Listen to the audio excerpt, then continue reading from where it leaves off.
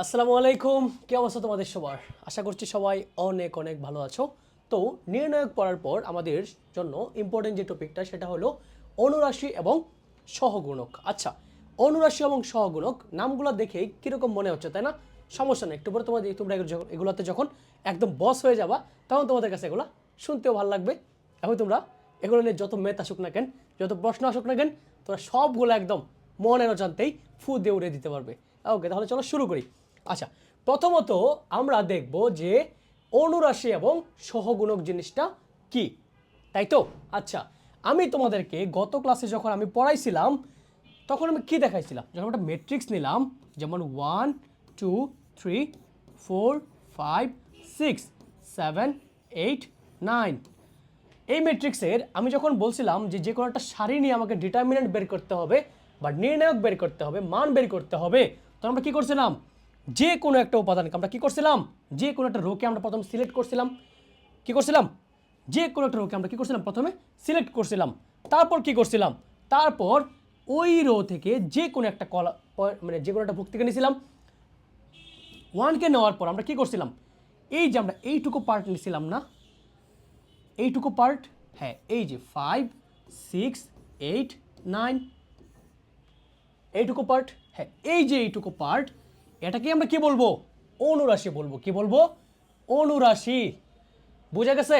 তাহলে তোমরা যদি এই জিনিসটা বুঝতে পারো তাহলে আমাকে একটু বোঝাতে হবে যে ভাইয়ারা এই যে 8 আছে না, আচ্ছা এই যে আমাদের 8 আছে, এই 8-এর অনুরাশি কত হবে?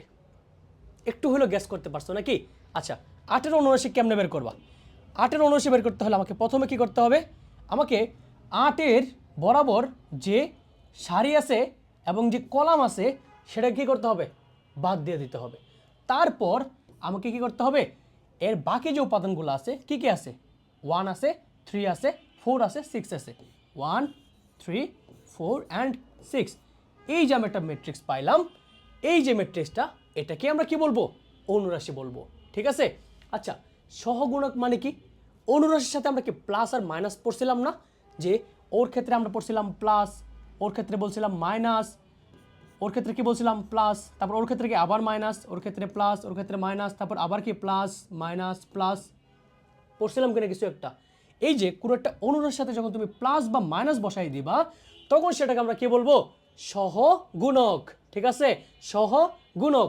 তাহলে দেখো আমার 3 ক্রমের সকল সহগুণকগুলোকে ভুক্তিগুলোর চিহ্ন আমি এখানে দিয়ে দিছি। আমরা জানি প্রথমটার চিহ্ন কি হয়, প্লাস হয়।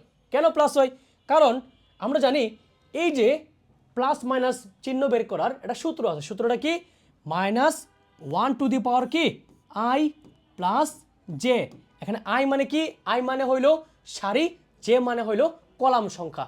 আচ্ছা, তাহলে 1 নম্বর যে আমার বিন্দুটা, এটাকে জন্য কেন প্লাস বের করলাম, কারণ 1 নম্বর যে যেটা আছে আমার, তার সারি কত 1, তার কলাম কত 1, তার মানে কি তার মাত্রা কত, মাত্রা না বলতে তার কত, ক্রমগত 1 1।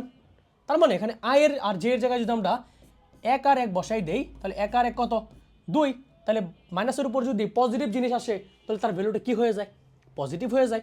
তার মানে অনুরাশির সহগণিক বুঝতে পারছে কিনা? দেখো লেখা আছে চিহ্ন নির্ণয়। চিহ্ন নির্ণয় কেমনে করে, এই সূত্রটা দিয়ে -1 কি পি প্লাস কিউ, যেখানে পি মানে কি সারি এবং কিউ মানে কি কলাম। বুঝতে পারছি ভাইয়ারা? পি আর কিউ মানে কি, পি মানে হলো সারি আর কিউ মানে কি কলাম। তোমাদেরকে আমি আই প্লাস জে দিয়ে শেখাইছি, তোমরা পি প্লাস কিউ দিয়েও করতে পারো, একদম সেম জিনিস। আচ্ছা, তারপর ভুক্তির সহগুণক, এটা তো আমরা জানি। আচ্ছা, সহগুণক কি বলছিলাম, সহগুণক মানে হলো অনুরাশির সাথে আমরা কি দেই, প্লাস বা মাইনাস দেই। অনুরাশি হলো কোনো একটা ম্যাট্রিক্সের যে কোনো একটা ভুক্তির কি করতে হবে, ওই ভুক্তির আমার কি করতে হবে, কলাম আর সারি বাদ দিতে হবে, তারপর আমি যে ম্যাট্রিক্সটা পাবো সেটাকে আমি লিখবো এবং তার সামনে যদি প্লাস এবং মাইনাস দিয়ে দেই তারপর যে নির্ণয়টা হবে সেটাকে আমরা কি বলবো, সহগুণক বলবো। ঠিক আছে? বুঝতে পারছি?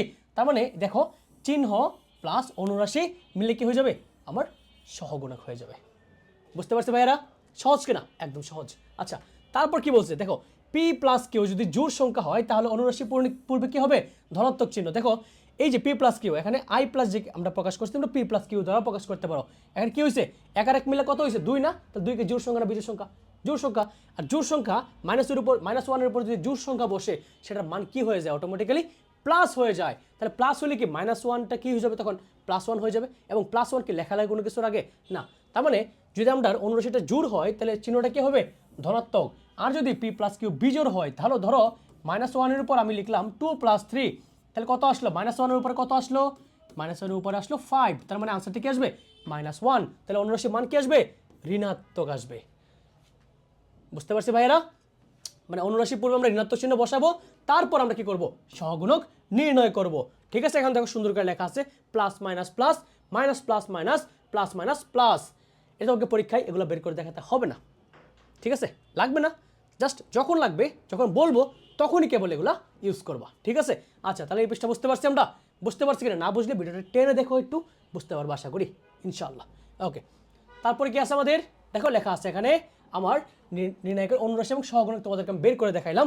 দেখো আমার এই যে একটা ম্যাট্রিক্স, এটা আমাদের একটা ম্যাট্রিক্স A11 মানে কি এর 1 নম্বর সারির 1 নম্বর কলাম, O12 মানে কি 1 নম্বর সারির 2 নম্বর কলাম, O13 মানে কি 1 নম্বর সারির 3 নম্বর কলাম। বুঝতে পারছি কিনা ভাইয়েরা?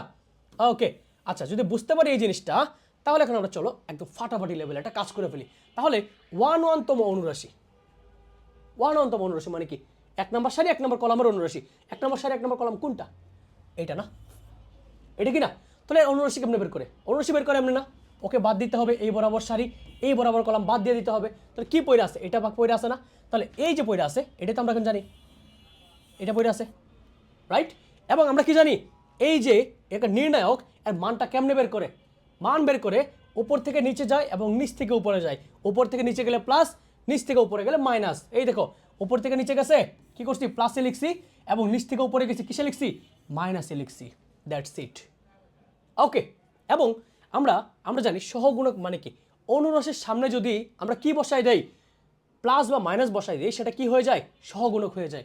তাহলে এই যে আমার এই বিন্দুটার এটার জন্য আমাদের সহগুণকের ক্ষেত্রে চিহ্নটা কি হবে -1 to the power p + q। p মানে হলে সারি আর q মানে কি কলাম, তার মানে -1 এর উপর জোড় সংখ্যা মানে কি +1। তার মানে এখানে +1 বসানো যেই কথা না বসানো একই কথা, তার মানে অ্যাকচুয়ালি আগেরটাই আসবে আমার। বুঝতে পারছে ভাইয়েরা? সহজ না কঠিন তোমরা বলো, জাস্ট তোমরা বলো যে সহজ না কঠিন। একদমই সহজ। ওকে, সো আমাদের এই ক্লাসটা এই পর্যন্তই, পরবর্তী ক্লাস আসতেছে, জাস্ট ওয়েট। আসসালামু আলাইকুম।